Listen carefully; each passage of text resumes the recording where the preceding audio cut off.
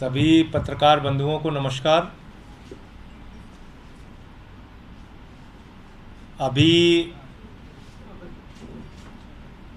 प्रधानमंत्री जी जब सदन में बोल रहे थे तो भ्रष्टाचार के सफाए का दावा कर रहे थे। और प्रधानमंत्री जी कहीं भी भाषण देते हैं, सबसे बड़ा दावा उनका रहता है कि देखिए हमने भ्रष्टाचार को खत्म कर दिया। अब वो एक अलग बात है कि जब से 2014 में मोदी वॉशिंग पाउडर आया तो सारे भ्रष्टाचारियों को धुल धुल कर राजा हरिश्चंद्र बनाकर अपनी पार्टी में उन्होंने शामिल कर लिया। लेकिन एक ऐसा खुलासा अब सीएजी की रिपोर्ट के माध्यम से हुआ है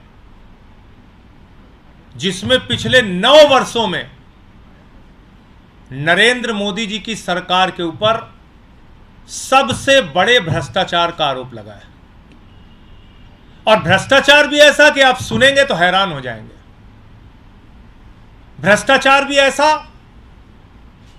कि जिसको आप जानेंगे और सवाल पूछेंगे तो कोई जवाब नहीं है सरकार के पास। और छोटा मोटा भ्रष्टाचार नहीं, भ्रष्टाचार के सारे कीर्तिमान तोड़ने का काम मोदी सरकार ने किया। मैं एक एक करके बताता हूं आपको। एक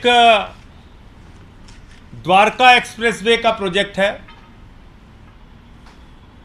जब वो प्रोजेक्ट बनता है तो 18 करोड़ रुपए प्रति किलोमीटर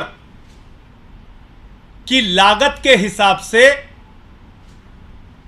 वो द्वारका एक्सप्रेसवे का प्रोजेक्ट तैयार होता है। कितना? 18 करोड़ रुपए प्रति किलोमीटर। अब 18 करोड़ रुपए प्रति किलोमीटर का बहुत ज्यादा आप बढ़ा सकते हैं दाम, तो 2 गुना कर लीजिए, 36 करोड़ कर लीजिए, समझ में आता है। 2 गुना कर लीजिए, लूटने का मन है 2 गुना कर लीजिए। लूटने के सारे रिकॉर्ड तोड़ दिए इन्होंने। 18 करोड़ रुपए प्रति किलोमीटर में बनने वाली सड़क नरेंद्र मोदी जी की सरकार ने बनाई 250 करोड़ रुपए प्रति किलोमीटर। आप अंदाजा लगा सकते हैं कितना बड़ा भ्रष्टाचार किया इन्होंने। 18 करोड़ रुपए प्रति किलोमीटर में जो सड़क बननी थी, मोदी जी ने भ्रष्टाचार के सारे कीर्तिमान तोड़ते हुए 250 करोड़ रुपए प्रति किलोमीटर में सड़क बनाई। नंबर 1। दूसरा, सबसे ज्यादा इनका चर्चित भारतमाला प्रोजेक्ट है। और उस भारतमाला प्रोजेक्ट में 75,000 किलोमीटर की सड़क पूरे देश में बननी। 75,000 किलोमीटर। ध्यान से सुनिएगा। और उस 75,000 किलोमीटर की सड़क में 1 किलोमीटर की सड़क बननी थी 15 करोड़ रुपए में। नरेंद्र मोदी जी की सरकार ने उस 1 किलोमीटर सड़क का दाम बढ़ा दिया 25 करोड़ रुपए। 25 करोड़ रुपए, यानी 75,000 किलोमीटर की सड़क में सीधे सीधे 7.5 लाख करोड़ रुपए का घोटाला इस सरकार ने किया है। 75,000 किलोमीटर के भारतमाला प्रोजेक्ट में 7.5 लाख करोड़ रुपए का घोटाला मोदी सरकार ने किया है, क्योंकि हर किलोमीटर पे 10 करोड़ रुपए की लागत बढ़ा दी गई। आप कल्पना कर सकते हैं। 2G का स्कैम आपने सुना होगा, कोयला जी का स्कैम सुना होगा आपने, बड़े बड़े स्कैम आपने सुने होंगे। इन्होंने तो भारतमाला के नाम पे माला माल कर लिया अपने आप को। भारतमाला के नाम पर मोदी जी ने अपने आप को माला माल कर लिया। 7.5 लाख करोड़ रुपए का घोटाला हुआ है। ये सीएजी की रिपोर्ट कह रही है कि 15 करोड़ रुपए प्रति किलोमीटर में जो सड़क बननी थी उसको 25 करोड़ रुपए प्रति किलोमीटर में वो सड़क बनाई जा रही है। और आप जैसा जानते हैं, हिंदुस्तान में एक ही व्यक्ति है जो हमारे आदरणीय प्रधानमंत्री जी को अत्यंत प्रिय है, जिसके बिना उनको रात की नींद नहीं आती। वो व्यक्ति, उनको भारतमाला के प्रोजेक्ट में कहाँ कहाँ काम मिला है वो मैं आपको पढ़ के सुनाना चाहता हूँ। केरला में भारतमाला प्रोजेक्ट अडानी इंटरप्राइजेज, छत्तीसगढ़ में भारतमाला प्रोजेक्ट अडानी ग्रुप, तेलंगाना में Bharatmala project Adani road transport limited, Andhra Pradesh में Bharatmala project Adani enterprises limited, Maharashtra में Bharatmala project Adani enterprises limited, Orissa में Bharatmala project Adani enterprises limited, Madhya Pradesh में Bharatmala project Adani enterprises limited, west Bengal में Bharatmala project Adani road transport limited, Gujarat में, जो हमारे प्रधानमंत्री जी का गृह राज्य है, गुजरात में Bharatmala project Adani road transport limited.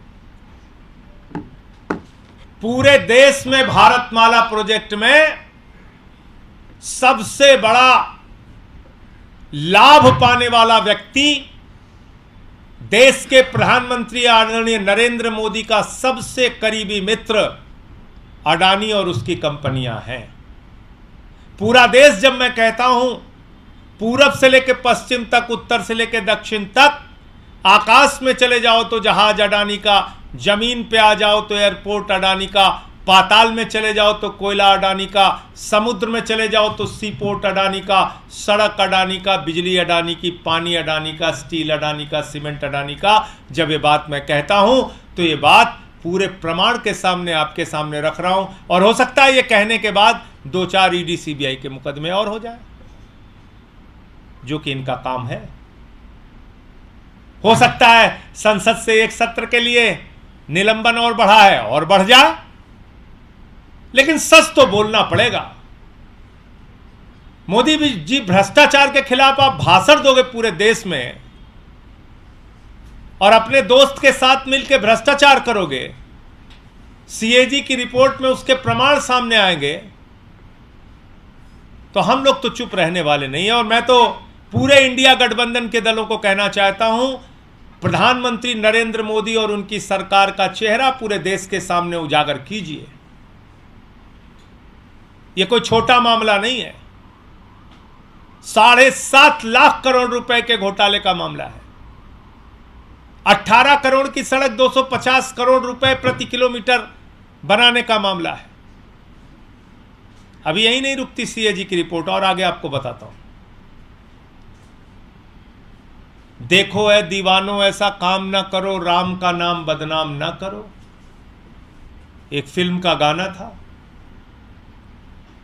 लेकिन भाजपाइयों ने प्रभु श्री राम को भी नहीं छोड़ा, भगवान श्री राम को भी नहीं बख्शा। सीएजी की रिपोर्ट है, मैं नहीं कह रहा हूं। अयोध्या के अंदर अयोध्या डेवलपमेंट अथॉरिटी के द्वारा, यही संस्था है, अयोध्या डेवलपमेंट प्रोजेक्ट में करीब करीब 19 करोड़ 73 लाख रुपए की हेराफेरी इन्होंने की, लगभग 20 करोड़ रुपए की। यह भी सीएजी रिपोर्ट कह रही है।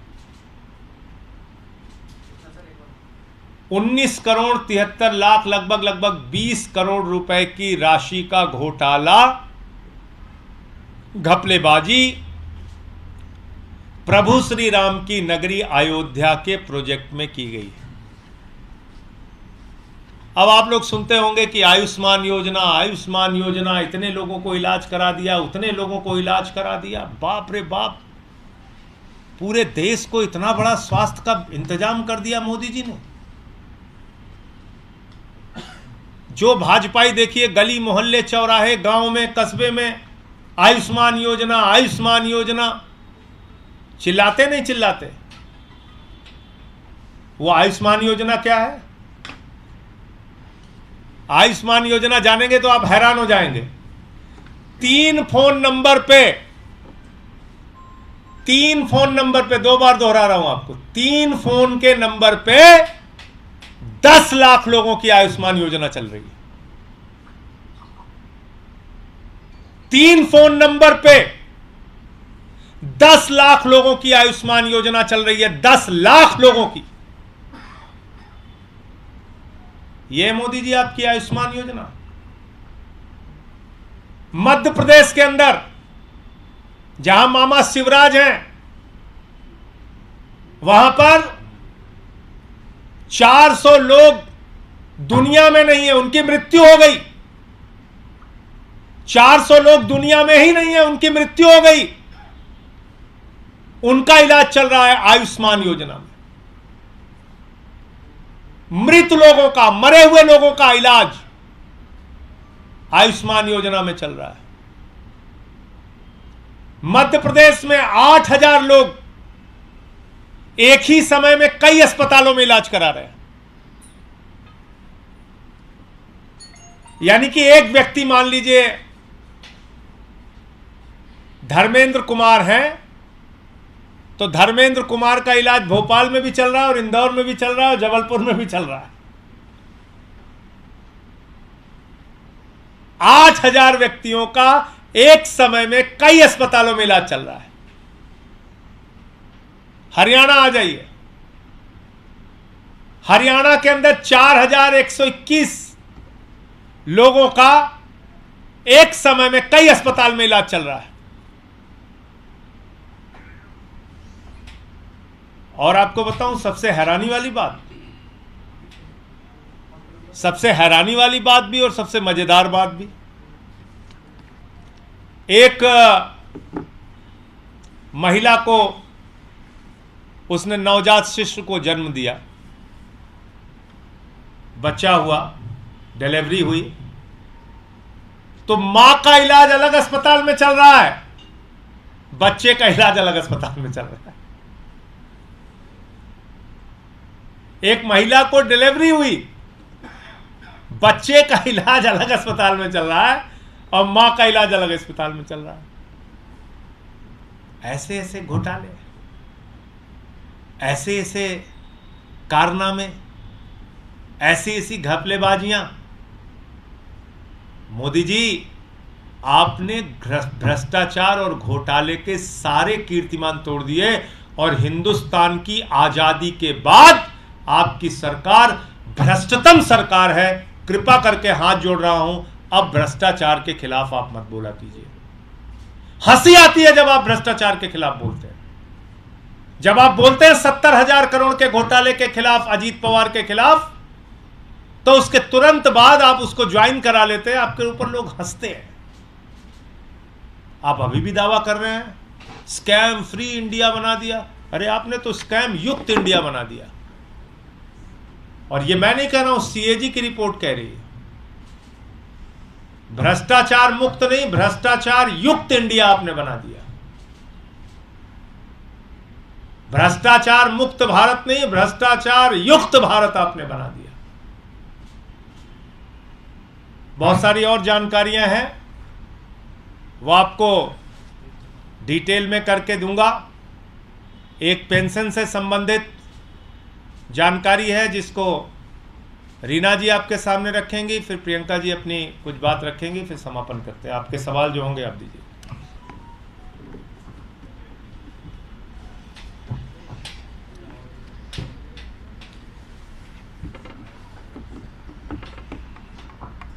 आप सबने सुना होगा, पिछले हफ्ते पार्लियामेंट में मोदी जी कह रहे थे कि उन्होंने देश को स्कैम फ्री बना दिया। और अभी माननीय संजय जी ने कितने डिटेल में समझाया कि किस तरह हर तरह की योजना में मोदी जी के अंडर में स्कैम ही स्कैम चल रहे हैं। चाहे भारतमाला प्रोजेक्ट हो, आयुष्मान भारत प्रोजेक्ट हो, और तो और जो बुजुर्गों की पेंशन होती है, हमारे देश में कई सालों से बुजुर्गों को पेंशन दी जाती है।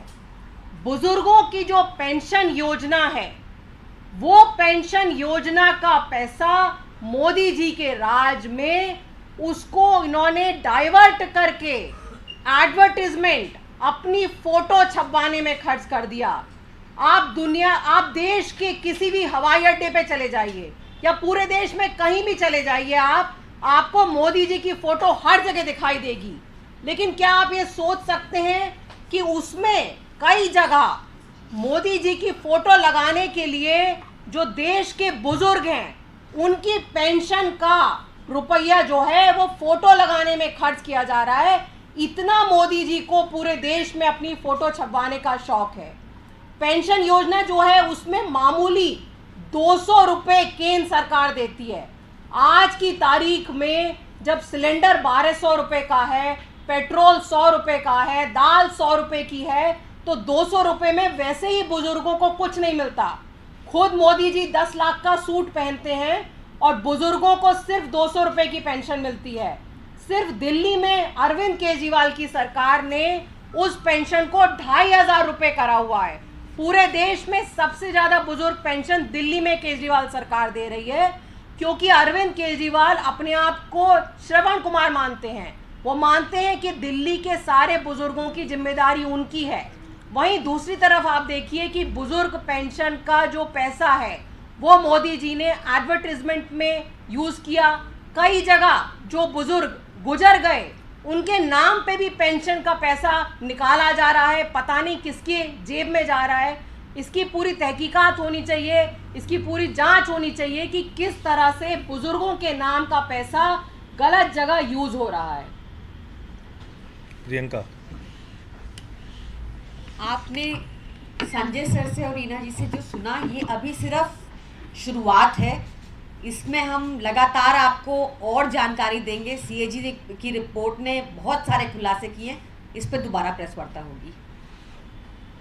आप लोगों का कोई प्रश्न हो आप पूछ सकते मामले हैं। में आपने अलग-अलग मामले बताए, लेकिन जो डोनका एक्सप्रेसवे का मामला है, कैग ने तो आखिर अपनी रिपोर्ट में स्पष्ट कर दिया, लेकिन इसमें जांच की मांग राजनीतिक तौर पे आप लोग कैसे करें? देखिए, ऐसा है कि जांच एजेंसियां,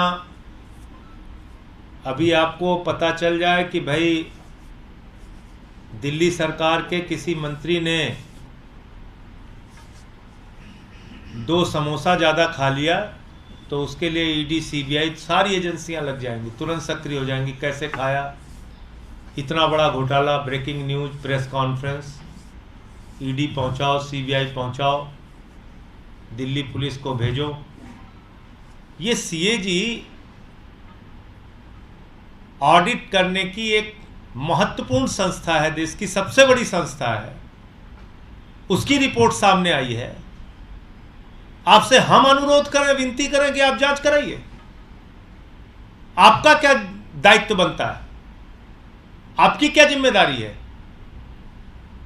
आप अभी, हम लोग सवाल उठाएंगे, कहेंगे चले जाइए सुप्रीम कोर्ट। भाई, तो ये जो जांच एजेंसियां हैं, इसको सिर्फ विधायक तोड़ने के लिए रखे हो आप। इनका इस्तेमाल सिर्फ विपक्ष के लोगों को पकड़ पकड़ के जेल में डालने के लिए रखे हो। तो ये तो साफ तौर पे दिख रहा है कि भाई भारतमाला प्रोजेक्ट, उसमें 15 करोड़ रुपए में एक सड़क बननी थी, आपने उसको दाम को बढ़ा दिया, 25 करोड़ कर दिया। 18 करोड़ की सड़क को 250 करोड़ रुपए कर दिया। खुली आंखों से दिख रहा है कि मृतक लोगों का आपने इलाज कर दिया आयुष्मान में, मृतक लोगों का, जिनकी जान चली गई है, दुनिया में ही नहीं है। एक ही समय में हजारों लोगों का अस्पतालों में, आपने कई अस्पतालों में इलाज कर दिया। 10 लाख लोगों का 3 फोन नंबर पे आपने कार्ड बना दिया। ये तो महा घोटाला है, खुली आंखों से दिख रहा है। इसमें कहां सो रही है सारी एजेंसियां? इनके खिलाफ कार्रवाई होनी चाहिए। सर, रणदीप सुरजेवाला ने जो बयान दिया है, उन्होंने जनता को एक तरह से राक्षस बताया है। स्पीच वो दे रहे थे हरियाणा में एक जगह, इस बयान को लेकर क्या कहना है? देखिए, मैंने उनका पूरा बयान सुना नहीं है, किस संदर्भ में उन्होंने बयान दिया। मैं सिर्फ इतना कहना चाहता हूं कि भारतीय जनता पार्टी ने इस देश के लोगों को निराश किया है और इस पार्टी से सावधान रहने की आवश्यकता है। ये एक नफरत फैलाने वाली एजेंसी है, नफरत फैलाने वाली फैक्ट्री है। मणिपुर हो, मेवात हो, पूरे देश में नफरत की आग में जनता को झोंकने का काम कर रहे हैं। तो इनसे सावधान रहने की जरूरत है। और जहां तक रणदीप सुरजेवाला जी का बयान है, भाजपा क्या क्या बयान देते हैं, जो बीजेपी को वोट नहीं देगा वो देशद्रोही है, जो बीजेपी को वोट नहीं देगा वो पाकिस्तान चला जाए। अरे भैया, जिन्ना की कब्र पे मत्था तुम लोग टेकते हो, पाकिस्तान तुम जाओ। तुम्हारे खिलाफ जो 63% लोग हैं वो पाकिस्तान सब चले जाए। तो भाजपाइयों के भी बयान बहुत आपत्तिजनक, और जो बीजेपी को वोट नहीं दे वो देशद्रोही है, इस प्रकार के बयान देते रहते हैं वो। सर, आप लोग इंडिया गठबंधन के बहुत मजबूत सहयोगी हैं। शरद पवार और अजीत पवार के बीच में बहुत सारी बातें हो रही है महाराष्ट्र में, इसको लेकर राजनीति भी शुरू हो गई है। इस मुलाकात को लेकर आम आदमी पार्टी की क्या राय है, जब वो अलग हो चुके हैं? फिर देखिए, उसके बारे में तो मैं समझता हूँ कि शरद पवार जी ही आपको ज़्यादा सही तरीके से जवाब दे पाएंगे। मीटिंग किस संदर्भ में हुई, क्या हुई, कैसे हुई, उस पर ना मुझे कोई जानकारी है, ना मैं आपको कुछ बता सकता हूँ। ये जो बिल था जो राज्यसभा से पास हुआ, अब गेजेट नोटिफिकेशन उस पर हो चुका है। मेरे दो सवाल इससे आप हैं, एक राजनीतिक तौर पे आप किस तरह की लड़ाई देख रहे हैं आम आदमी पार्टी की सरकार जो कि दिल्ली में है, और क्या आगामी चुनाव में आप इसे मुद्दा बनाएंगे? क्या आपकी रणनीति होगी, थोड़ा बताइए। देखिए, बिजली, पानी, चिकित्सा, शिक्षा, बुजुर्गों की तीर्थ यात्रा, माताओं बहनों के लिए बस की फ्री यात्रा, जो कार्यक्रम केजरीवाल जी ने दिल्ली के अंदर लागू किया है वो चलता रहेगा। जहाँ तक कोर्ट की लड़ाई है, कोर्ट में हमारी लड़ाई चल रही है कि एक गैर संवैधानिक ऑर्डिनेंस पास किया गया है, बिल पास किया गया है, और उसके ऊपर कोर्ट रोक लगाए। 5 जजों के फैसले को इन्होंने 8 दिन में बदला है, और अभी तो आप देख रहे हैं कि चीफ जस्टिस ऑफ इंडिया को ही हटा रहे हैं।